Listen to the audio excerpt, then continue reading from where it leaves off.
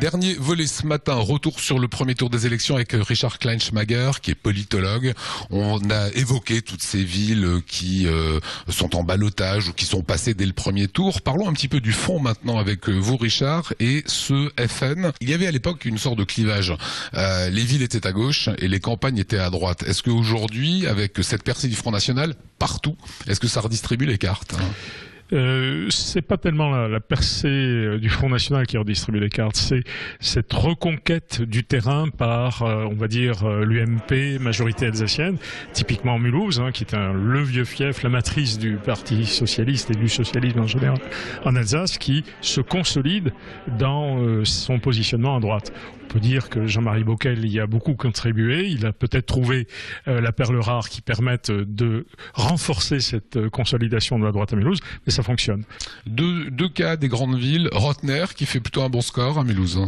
Il fait un bon score incontestablement et a toutes les chances de l'emporter au deuxième tour parce que son adversaire Freiburger, qui a failli l'emporter la fois précédente, n'a pratiquement pas beaucoup de réserve de voix, sinon du côté de la gauche. Mais ça représente un total relativement insuffisant. Petit focus sur Strasbourg. Roland Ries, battu d'une courte tête pour l'instant, par Fabienne Keller, 1,5 point d'écart. François Loos, 7,7%. C'est la déception de ces élections ? Oui, c'est un peu la surprise.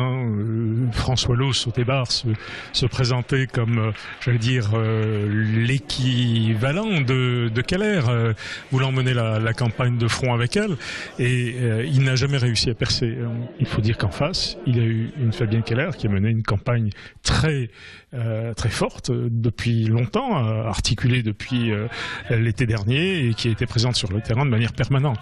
Sauf que le Front National a réussi à passer la barre des 10%. Sur l'abstention, pourquoi les jeunes de moins de 30 ans ne votent pas ? C'est un phénomène assez connu des politistes. Quand le jeune reçoit sa carte d'électeur, il va voter une première fois. Et ensuite, il retourne à ses marottes habituelles, diverses et variées. L'intérêt pour la politique vient plus tard, souvent, après 30 ans précisément. Il y a peu de candidats politiques qui sont de l'âge des moins de 30 ans. Et donc, ils ne se retrouvent pas dans ce combat de gens qui, quand on a 20 ans, sont des gens très vieux. Ceci étant, le Front National, lui, a réussi dans plusieurs cas, on le voit à sa réunion avec Monsieur Pierre, a réussi à présenter, Julie Abraham de même, des candidats qui laissent entendre que le vote Front National est un vote jeune, ce qui est vrai, c'est un vote qui a été longtemps un vote jeune, ouvrier et masculin. Il reste jeune d'une certaine façon et c'est pour ce parti-là, évidemment, une visée d'avenir. Et le vote jeune était souvent aussi un vote à gauche. Oui, alors traditionnellement, à gauche, c'est souvent un vote d'opposition aussi. Mais la gauche étant devenue une gauche de gouvernement et avec un gouvernement qui n'est pas, on peut pas dire qu'il a été flamboyant, il est en tout cas très impopulaire et c'est vrai que la gauche paye très fortement cette impopularité.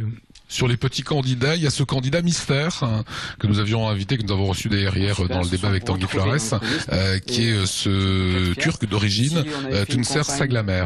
Il fait 2,63%, c'est plutôt un très bon score.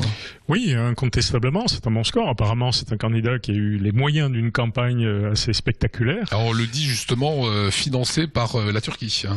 Il semblerait. Bon, il faut vérifier dans le détail de quel type est ce financement.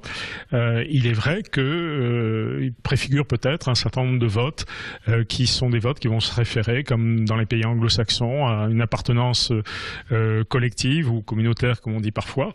C'est un gros challenge pour les grands partis d'arriver à intégrer ces votes minoritaires dans leur projet. Candidat communautaire, donc vote communautaire, est-ce que c'est inquiétant ?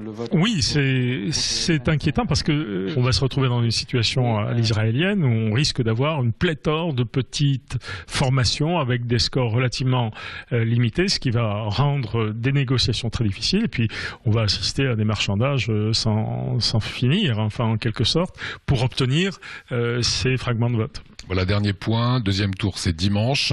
L'arbitre sera le Front National ? La question, elle est évidemment strasbourgeoise. Il est évident que mécaniquement, sa présence au deuxième tour va rendre difficile la victoire de Fabienne Keller. On ne peut jamais préjuger d'une évolution même en 8 jours. Cristallisation des votes peut se faire très tardivement, mais mécaniquement, c'est vrai que c'est l'hypothèse la plus favorable pour Roland Ries. Voilà, merci pour ces explications.